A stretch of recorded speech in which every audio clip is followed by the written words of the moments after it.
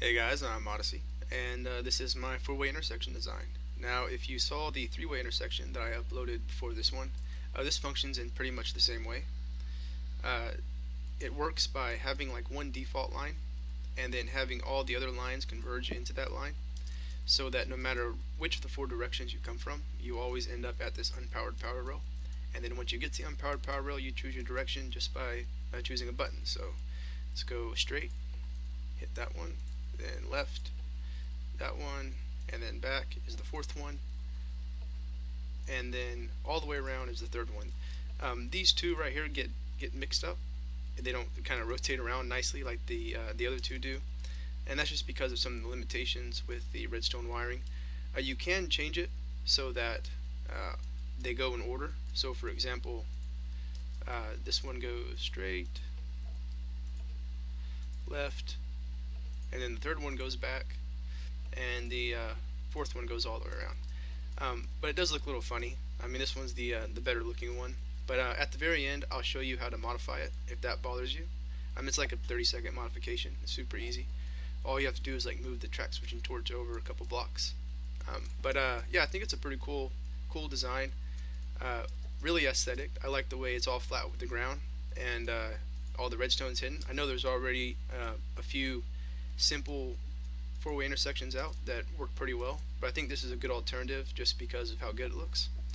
Probably not the best thing for a heavily trafficked multiplayer server because people will collide with each other, but definitely an ideal intersection I think for like single player or lightly trafficked servers. Over here we'll take a look at the redstone. So this is everything that's going on underneath. I'm using this button selector here that I made. I showed in the three-way version. So like before 1.5, this was a popular button selector to use because it would fire each piston individually, but it doesn't work anymore. And I found that if you do this, just move the pistons down and over one, and then have something behind them that updates them, it'll work just like that used to by firing a piston individually. And when I showed you in the three-way version, I used powered rails. I always forget when doing creative, sometimes you forget what's more resource friendly, but you can use activator rails instead of power rails. They'll update the piston just fine, and it's a little more resource friendly. Yeah, so that's the button selector we'll be using to hide all the redstone. And yeah, I'll explain the logic just a little bit before we get into building it. Pretty much all you have to do is make it so that anytime you hit one of these buttons, this power rail gets powered. That's really easy to do, just putting a line of redstone down here that gets activated by any of these four redstone blocks. And then just wire each button to switch the track in the direction you want to go. So for the left button, we would wire to switch that track, that one, switch that track, etc. And so super easy concept, but it's very effective. And the redstone is really light because all the logic is mostly taken care of by the layout of the track. And I think that's all I really want to cover before building it. So without wasting any more time, let's just go ahead and get into the tutorial. Alright guys, so let's go ahead and get to building.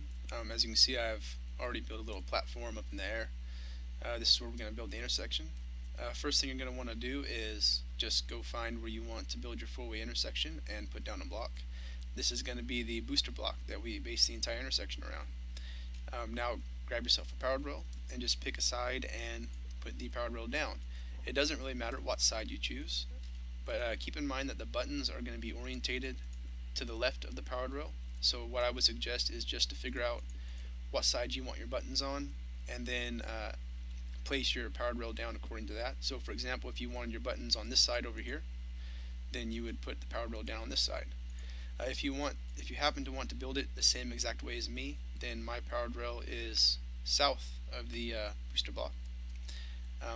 But that, like I said, it doesn't really matter. Alright, now the next thing we're going to do is put down the rest of the track. So we're going to go corner, powered rail, corner, and then 3 powered rails, corner, and then however many power rails you want. And then this is the default line, like I explained earlier. And then what we're going to do is have the other 3 tracks converge in like this for one, like this for another, and like this for the third. So this is our 4 directions. This is the way it's going to look. Next thing we're going to do is grab some levers and go ahead and power the powered rails. Power all the powered rails but this one right here, because that's what we're going to use to control the movement of the block, or the movement of the minecart. Come right there. I think that'll work. Alright, now the next thing we're going to do is build the button panel. So what I'm going to do is come to the booster block and put a 2-block space and then the start of the button panel, and do 3 more blocks in the direction of the powered rail. And so this is where our buttons are going to be. Let's grab some buttons. Oop, didn't grab it. Right there, there, and there. And then I'm going to get rid of these blocks right here because they're kind of in the way. Alright, now the next thing we're going to do is grab some sticky pistons and some activator rails and some redstone blocks. So we're going to come underneath the button panel, put a 1-block space, and then 3 more blocks. And on top of those blocks we're going to put activator rails.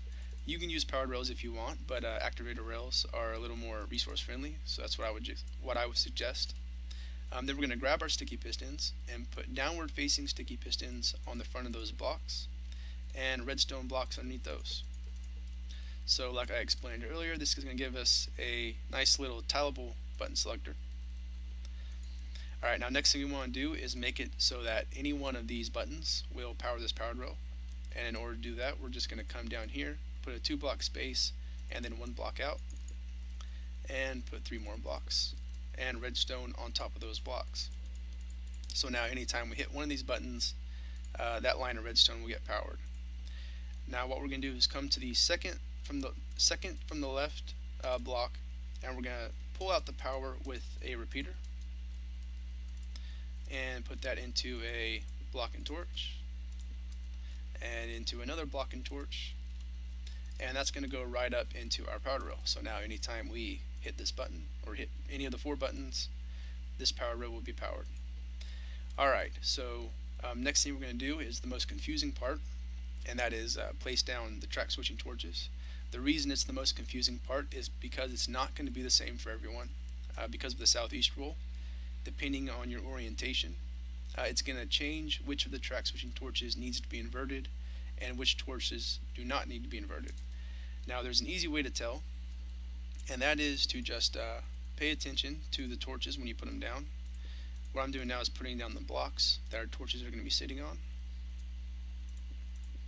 Alright, so if when you put the torch down and the track does not switch, as in this case, then that torch is going to have a normal input. You don't have to worry about inverting the input. I think it's the same one for this one over here. Let me make sure. Yeah, so in my case, both of these torches are going to have normal inputs. However, if you put down the track switching torch and your track switches, that torch is going to need an inverted input. And I would suggest putting down a block above the track just as a reminder, because you can get easily confused as to which ones need to be inverted and which ones don't.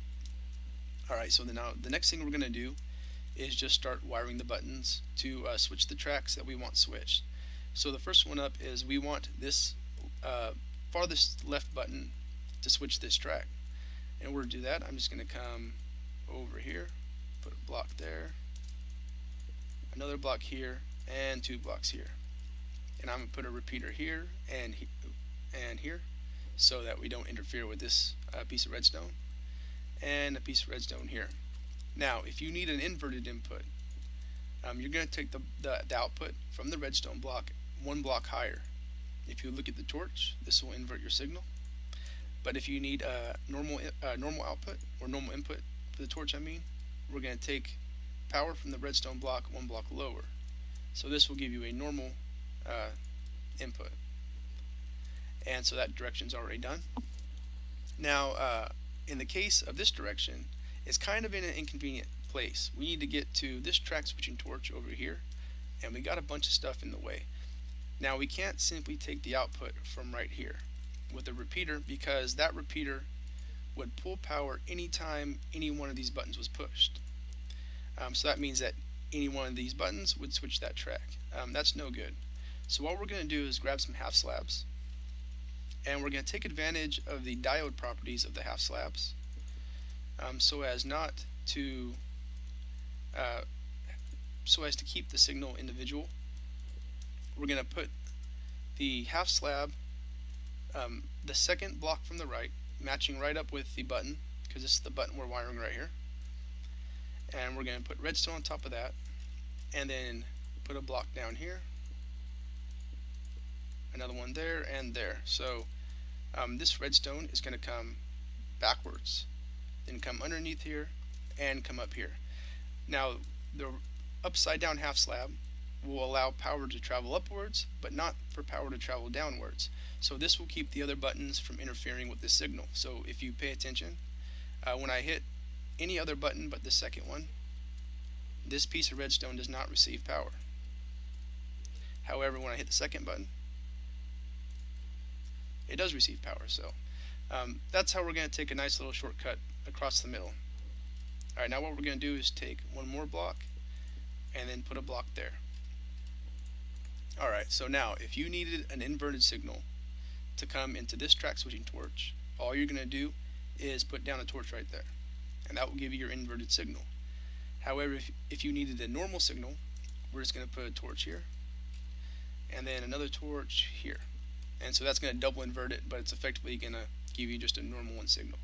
So now whenever we hit the first button, the minecart goes this direction, but when we hit the second button, minecart goes that direction.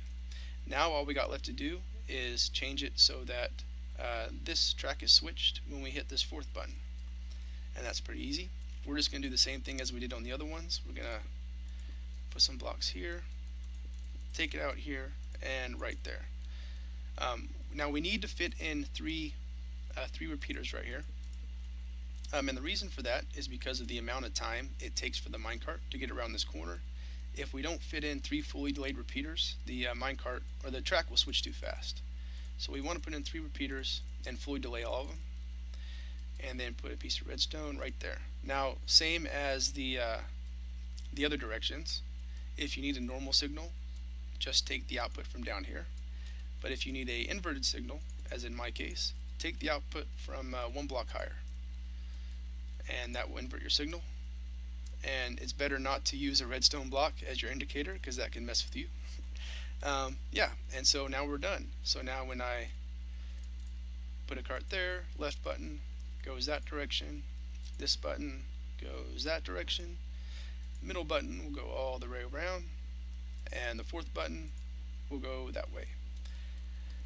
Alright, and now the last thing I'm going to do is show you how to modify it, like I showed you earlier, so that the buttons go in order from left to right. They just kind of rotate around, and that's pretty easy. All we're going to do is remove this track, move that too, and we're going to come around like this, and then put a little hook right here, and converge to the fourth direction in like this. And now all we're going to do is move the track switching torch over 2 blocks to match the junction. That's not what I wanted. There we go. And then we're going to take this stuff, grief that, take the output from the side of the redstone block, and remember we have to fit in 3 repeaters because we need to fully delay all of them. So we're going to come up like this and put a repeater here, here, and here. So that's enough for our 3 fully delayed repeaters. And in this case, if you need an inverted signal, as in my case, you're going to put the torch right there. But if you need a normal signal, just put a piece of redstone dust, and that will give you your normal signal. But I'm going to do the inverted signal because that's what I needed. And we're done. And let's just make sure it works. Oh yeah, by the way, I already have a lever there. I was going to say don't forget to put your lever down, but I just cleared the track. So let's make sure it works. So now it should rotate to the left as the buttons go down the line. So that way, and then this one should be 1 to the left. Alright, and then the fourth one should go all the way around. So there we go. That's the intersection completed. You should be able to cover up everything and hide all the redstone without cutting anything off. and get an intersection that looks like this, or if you did the other way, looks like this. So anyways, I hope you guys were able to follow that. I stumbled and bubbled in a couple places, but I think it shouldn't be too difficult. Hopefully you guys found it useful, and hopefully you enjoyed the video, and thanks for watching.